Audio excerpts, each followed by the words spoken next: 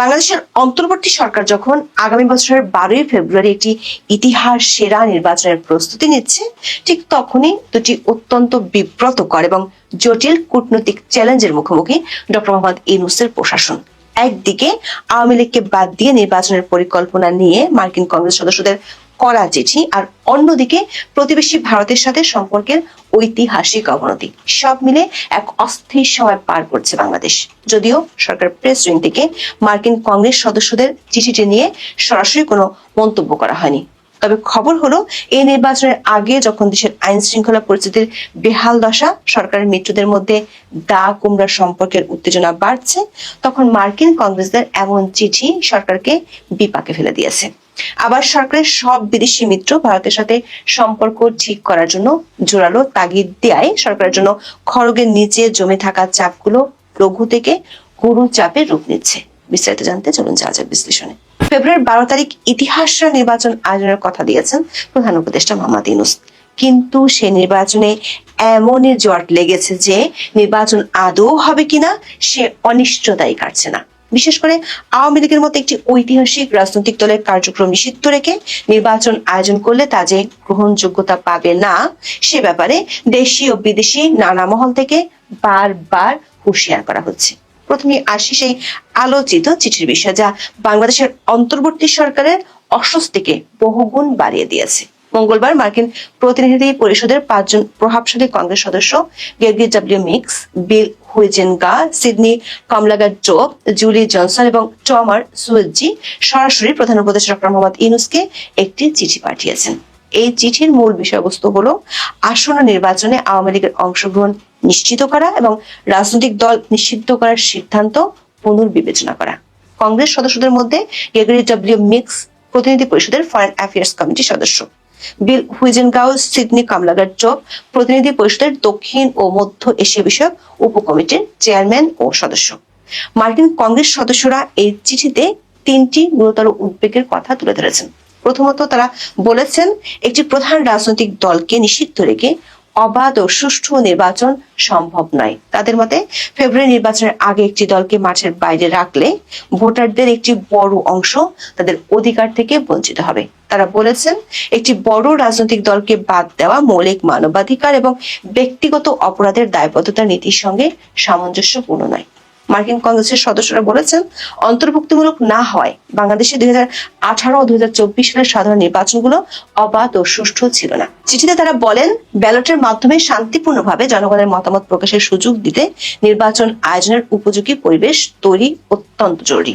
একইভাবে সততা, স্বচ্ছতা ও নির্দলীয়ভাবে রাষ্ট্রীয় প্রতিষ্ঠানগুলো পরিচালনার মাধ্যমে এগুলোর উপর আস্থা ফেরাতে সংস্কার প্রয়োজন। দ্বিতীয়ত, তারা আন্তর্জাতিক অপরাধ ট্রাইব্যুনালকে ত্রুটিপূর্ণ বলে মন্তব্য করেছেন। তারা সতর্ক করেছেন যে এই আদালতের কার্যক্রমের স্বচ্ছতা ও নিরপেক্ষতা নিয়ে প্রশ্ন থাকলে রাষ্ট্রীয় সংস্কারের লক্ষ্য ব্যাহত হতে পারে। তৃতীয়ত, চিঠিতে অত্যন্ত গুরুত্বপূর্ণ একটি কথা বলা হয়েছে, অপরাধের দায় ব্যক্তিগত হতে হবে, সামষ্টিক নয়। মানবাধিকার দোহাই দিয়ে তারা বলেছেন কোন নির্দিষ্ট ব্যক্তির অপরাধের জন্য পুরো রাজনৈতিক দলের কার্যক্রম নিষিদ্ধ করা মৌলিক গণতান্ত্রিক নীতির পরিপন্থী। বিশ্লেষকরা মনে করেন এই চিঠিটি কেবল একটি সাধারণ কূটনৈতিক বার্তা নয়, বরং এটি একটি সুস্পষ্ট রাজনৈতিক বার্তা। কিন্তু এসব প্রতিক্রিয়া আসার পরও সরকার অবস্থান এখানে বেশ অনড়। প্রধান উপদেষ্টার প্রেস সচিব শফিকুল আলম জানিয়েছেন আওয়ামী লীগের কার্যক্রম নিষিদ্ধ এবং নির্বাচন কমিশন তাদের নিবন্ধন স্থগিত করেছে, তাই তারা নির্বাচনে অংশ নিতে পারবে না। যদিও তিনি দাবি করেছেন যে তিনি এই মার্কিন চিঠিটি দেখেননি, তবে চাপ যে পর্দার আড়ালে বড় ধরনের কম্পন তৈরি করছে তা স্পষ্ট। কেবল মার্কিন যুক্তরাষ্ট্র নয়, গত নভেম্বরে কমনওয়েলথ মহাসচিব শার্লি বাচির সফরের সময় একই ধরনের বার্তা পাওয়া গিয়েছিল। সূত্রগুলো বলছে শার্লি বাচি বাংলাদেশে থাকাকালীন 5টি রাজনৈতিক দলের সাথে বৈঠক করেন এবং সবচেয়ে বড় চমক ছিল নিষিদ্ধ থাকা আওয়ামী লীগের সাথে তার অনলাইন বৈঠক। কমনওয়েলথ সরাসরি জানিয়ে দিয়েছে যে সব বাংলাদেশের পূর্ণ অংশগ্রহণ বা ইনক্লুসিভ নির্বাচন ছাড়া এই সরকারকে পূর্ণ আন্তর্জাতিক স্বীকৃতি দেওয়া দেশগুলোর জন্য কঠিন হবে। একাধিক সূত্রে জানা গেছে অস্ট্রেলিয়া, ইউকে ও জার্মানি সহ আরো বেশ কয়েকটি দেশের সংসদ সদস্যরা এ ধরনের চিঠি দিতে পারেন অধ্যাপক ইউনূসকে।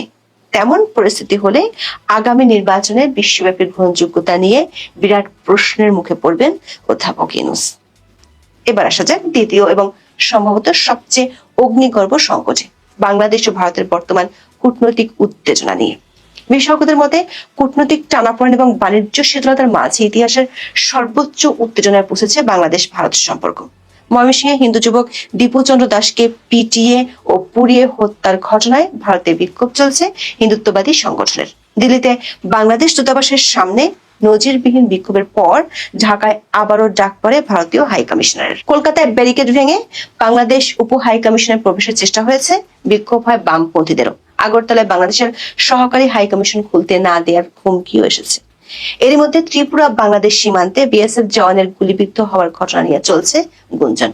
উত্তেজনার পারদ কোথায় গিয়ে পৌঁছায় তা নিয়ে উৎকণ্ঠায় দুই দেশের কূটনৈতিক বিশেষজ্ঞরা। ডক্টর ইউনূসের ঘোষিত দেশসেরা নির্বাচনের আগে দেশ জুড়ে যখন অস্থিরতা, আতঙ্ক, ঠিক তখন সীমান্তের ওপারেও বিক্ষোভের ঝড় জটিল করেছে দৃশ্যপট। গত 16 মাসে যে দৃশ্য দেখা যায়নি তাই এখন নিয়মিত ঘটছে। দিল্লিতে বাংলাদেশ হাই কমিশন এবং কলকাতায় উপ হাই কমিশনের সামনে নজিরবিহীন বিক্ষোভ এবং ভাঙচুরের চেষ্টা করা হয়েছে।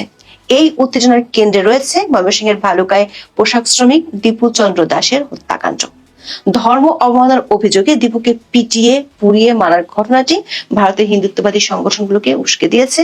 দিল্লির চাণক্যপুরীতে বিক্ষোভকারীরা 3টি স্তরের ব্যারিকেড ভেঙে হাই কমিশনের দিকে এগিয়ে যাওয়ার চেষ্টা করে এবং ডক্টর ইউনূসের কুশপুত্তলিকা দাহ করে। এমনকি কলকাতায় গেরুয়া পতাকা হাতে উগ্রবাদীরা ব্যারিকেড ভাঙার চেষ্টা করেছে, যার ফলে পুলিশকে লাঠি চার্জ পর্যন্ত করতে হয়েছে। ভারতের প্রতিক্রিয়া কেবল রাজপথেই সীমাবদ্ধ নয়, বরং তা কূটনৈতিক স্তরেও বেশ কঠোর। 1 সপ্তাহের মধ্যে 2 বার বাংলাদেশের হাই কমিশনার রিয়াজ হামিদুল্লাহকে তলব করেছে ভারত সরকার। ভারত অভিযোগ করেছে যে বাংলাদেশে ভারতীয় স্বার্থ ও স্থাপনা নিরাপত্তা নিয়ে গভীর ঝুঁকি রয়েছে এবং 7 সিস্টার্স নিয়ে বাংলাদেশি নেতাদের কিছু মন্তব্য পরিস্থিতিকে আরো জটিল করেছে। অন্যদিকে ঢাকাও পিছিয়ে নেই। ভারতীয় হাই কমিশনার প্রণয় ভার্মাকে দফায় দফায় তলব করে ভারতে বাংলাদেশি মিশনের নিরাপত্তা এবং শিলিগুড়ির ভিসা সেন্টার ভাঙচুরের ঘটনায় গভীর উদ্বেগ জানানো হয়েছে। এই উত্তেজনার সবচেয়ে বড় প্রভাব পড়েছে সাধারণ মানুষের উপর। শিলিগুড়িতে হামলার পর ভারতের ভিসা কেন্দ্র বন্ধ করে দেওয়া হয়েছে। পরবর্তী নোটিশ না দেওয়া পর্যন্ত দিল্লিতেও বাংলাদেশের ভিসা কার্যক্রম বন্ধ ঘোষণা করা হয়েছে।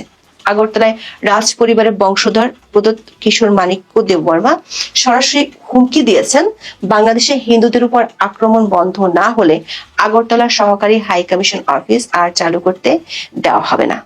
এই টানাপোড়েনের ফলে রোগী, শিক্ষার্থী এবং পর্যটকদের ভোগান্তি চরমে পৌঁছেছে। ভারতের সংবাদ মাধ্যমগুলোতে এ নিয়ে গুরুত্ব দিয়ে খবর প্রকাশিত হতেও দেখা যাচ্ছে। এনজিবির মতো প্রভাবশালী মাধ্যমে ডক্টর ইউনূস সরকারকে মিত্র থেকে শত্রু প্রতিবেশী হিসেবে চিত্রায়িত করা হয়েছে। এমনকি ভারতের অনেক নীতি নির্ধারকরা মনে করছেন দীর্ঘদিনের মিত্র বাংলাদেশ এখন ভারতের কৌশলগত স্বার্থের জন্য হুমকি বা ফ্রাঙ্কেনস্টাইন হয়ে দাঁড়িয়েছে। অন্যদিকে বাংলাদেশের সাথে পাকিস্তানের ক্রমবর্ধমান হৃদ্যতা ভারতকে আরো ভাবিয়ে তুলেছে। পাকিস্তানের ক্ষমতাসীন দলের নেতাদের বাংলাদেশ পাকিস্তান সামরিক জোট গঠনের আহ্বান এবং ভারতের দিকে মিসাইল ছোড়ার অঙ্গীকার ভারতের কৌশলগত উদ্বেগকে বহুগুণ বাড়িয়ে দিয়েছে। ব্রাসেলস ভিত্তিক গবেষণা সংস্থা ইন্টারন্যাশনাল ক্রাইসিস গ্রুপ বা আইসিজি ভারত ও বাংলাদেশের মধ্যে কূটনৈতিক সহ সব ক্ষেত্রে যে চরম এক উত্তেজনাকর অবস্থার সৃষ্টি হয়েছে তা নিরসনে দুই দেশের করণীয় কি তা নিয়ে 51 পৃষ্ঠার একটি প্রতিবেদন প্রকাশ করেছে। ওই রিপোর্টে বলা হয়, বাংলাদেশের শেখ হাসিনা সরকারের পতনের ফলে ঢাকা ও নয়াদিল্লির মধ্যে সম্পর্কের অবনতি ঘটেছে, সীমান্ত নিয়ে বিরোধ, পাল্টাপাল্টি বাণিজ্য নিষেধাজ্ঞা আরোপ হয়েছে এবং উস্কানিমূলক বক্তব্য বেড়েছে। বাংলাদেশের আসন্ন নির্বাচন এই সম্পর্ককে নতুন করে ঢেলে সাজানোর একটি সুযোগ এনে দিয়েছে। বাংলাদেশের রাজনৈতিক দলগুলোর উচিত ভারত বিরোধী মনোভাব উস্কে দেয়া থেকে বিরত থাকা। অন্যদিকে নয়াদিল্লির উচিত নতুন করে উত্তেজনা না বাড়ানো এবং বাংলাদেশে তাদের সম্ভাব্য অংশীদারদের অবমূল্যায়ন করা থেকে দূরে থাকা। নির্বাচনের পর নয়াদিল্লির উচিত ঢাকার নতুন সরকারের প্রতি সহযোগিতার হাত বাড়িয়ে দেয়া। বিনিময়ে নতুন সরকারকেও ভারতের নিরাপত্তা উদ্বেগের বিষয়গুলোর প্রতি সম্মান দেখাতে হবে। দর্শক, তার একদিন আগে রাশিয়ান রাষ্ট্রদূত বাংলাদেশ সরকারকে প্রায় একই ধরনের পরামর্শ দিয়েছে। বিশ্লেষকরা মনে করেন অন্তর্বর্তী সরকার এখন একটি দ্বিমুখী খড়গের নিচে রয়েছে। দেশের ভেতরে তারা বৈপ্লবিক আকাঙ্ক্ষায় আওয়ামী লীগকে নিষিদ্ধ করেছে, কিন্তু আন্তর্জাতিক অঙ্গন বিশেষ করে পশ্চিমা শক্তি এবং ভারত একটি অন্তর্ভুক্তিমূলক নির্বাচনের জন্য যে চাপ তৈরি করছে তা উপেক্ষা করা অতটা সহজ নয়। ভারত যদি বাংলাদেশের সাথে সম্পর্কের সোনালী অধ্যায় থেকে সরে এসে বৈরী অবস্থানে যায়, আর মার্কিন কংগ্রেসের এই চিঠি যদি ভবিষ্যতে নিষেধাজ্ঞার পথে হাঁটে, তবে অন্তর্বর্তী সরকারের জন্য নির্বাচন পরিচালনা করা কঠিন হয়ে পড়তে পারে। প্রশ্ন হলো, পরিস্থিতি কোন দিকে মোড় নিতে পারে, সরাসরি সংঘাত নাকি কূটনৈতিক সমঝোতায়? তবে একটি কথা নিশ্চিত, সংঘাতের ভার কোনো দেশের সাধারণ মানুষের জন্যই সুখকর হবে না।